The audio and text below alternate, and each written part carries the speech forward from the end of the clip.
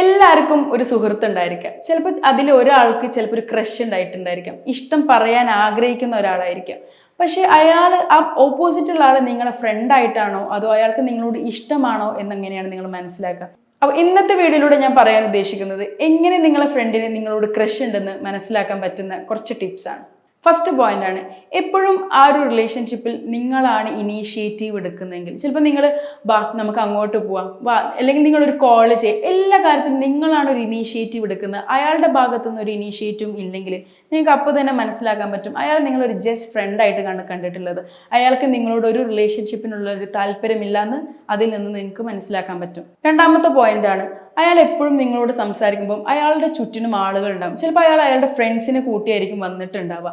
എപ്പോഴും അയാളുടെ കൂടെ ഒന്നോ രണ്ടോ ഫ്രണ്ട്സ് ഉണ്ടായിട്ടുള്ളപ്പോൾ മാത്രമേ അയാൾ ചിലപ്പോൾ നിങ്ങളോട് സംസാരിക്കുകയുള്ളൂ. അല്ലാതെ ഒറ്റയ്ക്ക് വന്ന് അയാൾ നിങ്ങളോട് സംസാരിക്കാൻ ആഗ്രഹിക്കുന്നുണ്ടാവില്ല. അങ്ങനെ നിങ്ങൾ കാണാൻ നിങ്ങൾക്ക് തീർച്ചയായിട്ടും മനസ്സിലാക്കാൻ പറ്റും അയാൾ നിങ്ങളെ ജസ്റ്റ് ഒരു ഫ്രണ്ട് ആയിട്ടാണ് കണ്ടിട്ടുള്ളത്. അല്ലാതെ നിങ്ങൾ ഉദ്ദേശിക്കുന്ന പോലത്തെ ഒരു റിലേഷൻഷിപ്പ് വൈബൊന്നും അയാളുടെ അടുത്തുനിന്ന് കിട്ടില്ല.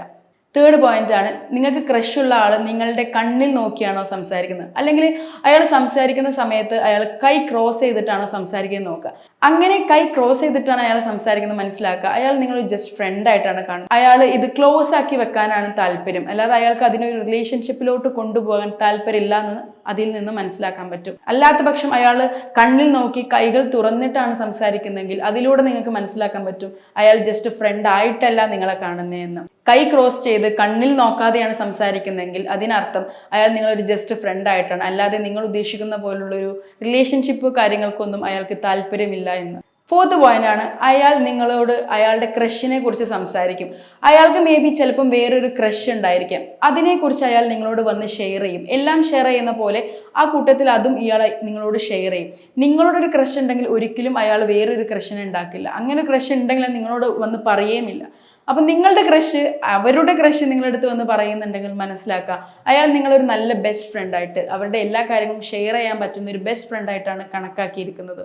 പിന്നത്തെ ഒരു പോയിന്റ് ആണ്, നിങ്ങളൊരു ഉപകാരം ചെയ്തു കൊടുത്താൽ നമുക്ക് ഇഷ്ടമുള്ള ഒരാൾക്ക് നമ്മൾ എന്ത് ഉപകാരം ചെയ്തു കൊടുക്കും അല്ലേ? അതുപോലെ നിങ്ങൾ ഒരാൾക്ക് ഒരു ഉപകാരം ചെയ്തു കൊടുക്കുകയാണെങ്കിൽ അയാൾ വന്നിട്ട് താങ്ക് യു ഒക്കെ പറയും. പൊതുവേ താങ്ക് യു ഒക്കെ പറയുന്നത് നമുക്ക് ഇഷ്ടമാണ് അല്ലേ? നമ്മൾ ഇഷ്ടപ്പെടുന്ന ഒരാൾ വന്നിട്ട് നമ്മളോട് താങ്ക് യു ഒക്കെ പറയുമ്പോൾ നമുക്ക് വലിയ കാര്യമാണ്. അങ്ങനെ ഒരു താങ്ക് യു പറയും. പക്ഷെ അതൊരിക്കലും ഒരു റൊമാൻറ്റിക് വേയിലാകൂല, അല്ലെങ്കിൽ ഒരു റിലേഷൻഷിപ്പിൻ്റെ ഒരു വേയിലായിരിക്കില്ല അയാൾ നിങ്ങളോട് നന്ദി പറയുക. അയാൾ യൂഷ്വലി എല്ലാ ഫ്രണ്ട്സിനോടും ഒരു താങ്ക് യു പറയുന്ന പോലെ നിങ്ങളോട് താങ്ക് യു പറയും.